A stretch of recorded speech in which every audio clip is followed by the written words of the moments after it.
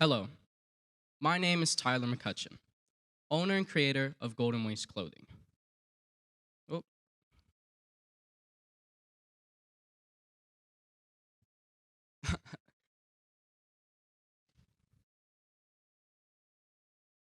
ever since I was young, I always felt the need to create, whether that be drawings, plays, haunted houses in my backyard, or iMovies. I needed a way to express myself and show what I was thinking. And so when COVID hit in 2020, much of my daily routine was revolved around food and screens, and I found myself lacking the creative stimulation that my brain craved. And so, out of an act of desperation for some form of activity, I picked up my Powell Peralta skateboard and skated around my block. While skating, I ran into some friends who were also skating. And over the next couple of months, I joined multiple different skate groups, and I was skating almost daily. I had finally found my people. As someone who didn't play sports or video games, I often struggled to find people I clicked with, since these tended to be the main ways that people my age connected. And despite its poor reputation, to me, skateboarding has been one of the most kind and accepting and artistic communities I know. I took a break from skating in 7th grade because of lack of time. But once my time was free again in the summer, I was once again skating with my friends almost daily at Skaters Point, which is a skate park by the pier. I was immersed in skate culture, and it's this that inspired my brand. I remember it was the same scorching summer going into 8th grade when I pulled out my dad's sweat-stained white t-shirt, my sketchbook, and some paint supplies. I had earlier that month drawn some designs for a brand concept that I was creating called Golden Waste, and you can see some of the designs there. And so with my ideas in mind and my paintbrush in hand, I created the first ever Golden Waste t-shirt. And you can tell it's not that impressive, but this taught me a lot about how to get started with creative projects and endeavors. Even if you don't have a perfect idea of what you want to do or make, doesn't mean you shouldn't create. The best way to get started is just to jump in and be present with your ideas when they're flowing. Next thing I know, I'm in my 8th grade math class, and I'm bored out of my mind. I had finished all of my schoolwork and was kind of just sitting there. So I did what any kid my age would do, and I opened Photoshop to mess around. I took this photo of one of my friends, and I had the great idea to put it on a missing poster. On that missing poster, I defaced it with my tag, and I put some drawings on it. At lunch, I printed originally around 10 to 15 of them and went and put them on teachers' doors for all the students to see. And while faculty didn't really find this funny and took them down almost instantly, students thought it was great. And next thing I know, I'm seeing social media posts all over on Snapchat stories. And so I thought to myself, how can I make this something bigger? So I printed hundreds of them. I even put it on a t-shirt, which is still available on my website today. All of that to say, I was once again in the middle of a new culture and community, graffiti. And despite its poor reputation again, graffiti is actually an incredibly artistic community. You know, I think a lot of people consider it just to be immature or destructive for the sake of destruction. I, however, disagree. As I dove deeper into the community, both online and locally, I actually found that there were rules and traditions and artistic expressions dating back from over 70 years ago. I was once again inspired. And I argue that if I had never learned about skating or graffiti, golden waste wouldn't be a thing. If I hadn't gone and explored these different aspects of life and cultures, I could have never used them as influence. We as humans have been given the incredible skill to communicate. And sure, words can be pretty powerful, but there are other ways.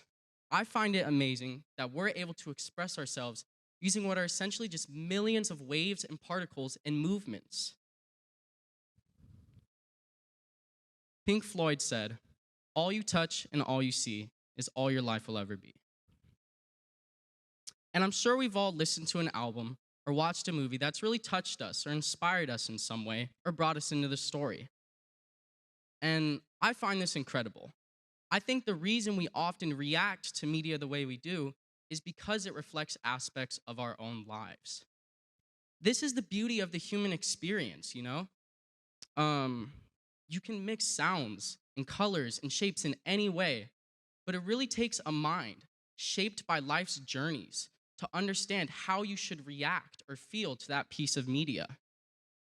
And this is why I say that we as humans need to get out and experience as much as possible. It shapes our art, our media, and even our everyday interactions as humans. And I know this is a stretch, but I would even argue that living itself could be considered an art experience. And we are just as important to an art piece as the paint or the t-shirt being printed on. This also means that art is all around us daily. So take, for example, Virgil Abloh and how he found the inspiration for his brand's Off-White's main logo.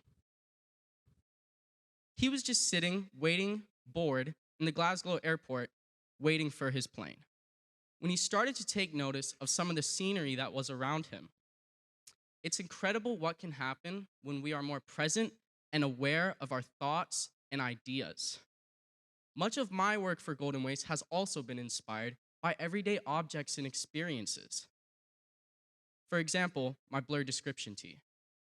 I remember one day I saw a QR code, and what on any other day might have just been a simple advertisement suddenly felt way more significant.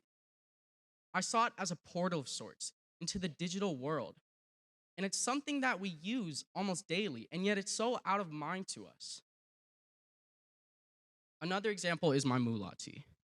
It's just a defaced dollar bill, but I think it's crazy how we handle and use money every single day, and yet we don't take the time to acknowledge that all of our modern day society is built around this green piece of paper. Things like these have acted as an outlet for me. I find creativity is a crucial way for me to express myself and blow off some steam sometimes. And as on the nose and unoriginal as this is gonna sound, I truly and genuinely believe that anyone who wants to create can if they are passionate enough. Take, for example, my earlier tee about just painting on the white t-shirt, right? It doesn't have to be perfect out of the gate for it to be meaningful. Just start and jump in when you find yourself in a flow, and you can iron out the wrinkles later.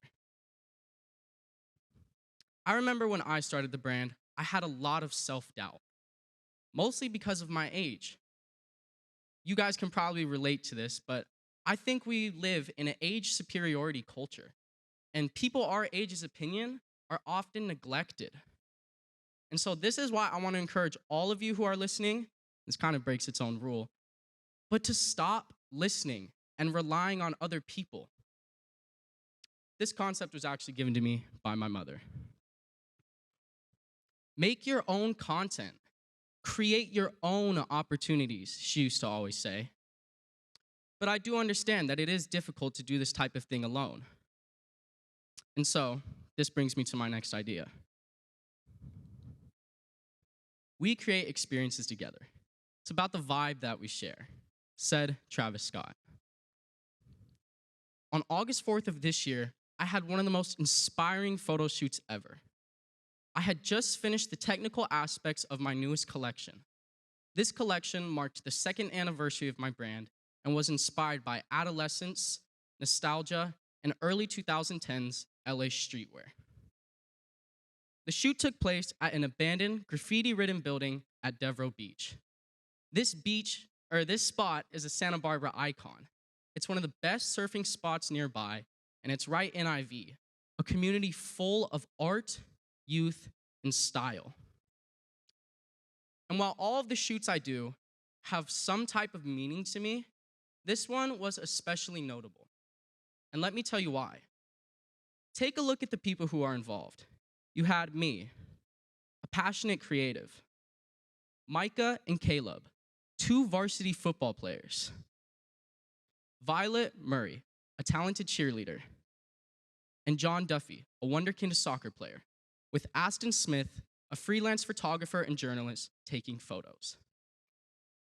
You had 6 different people from all different walks of lives with various interests and personalities coming together to create something bigger than themselves.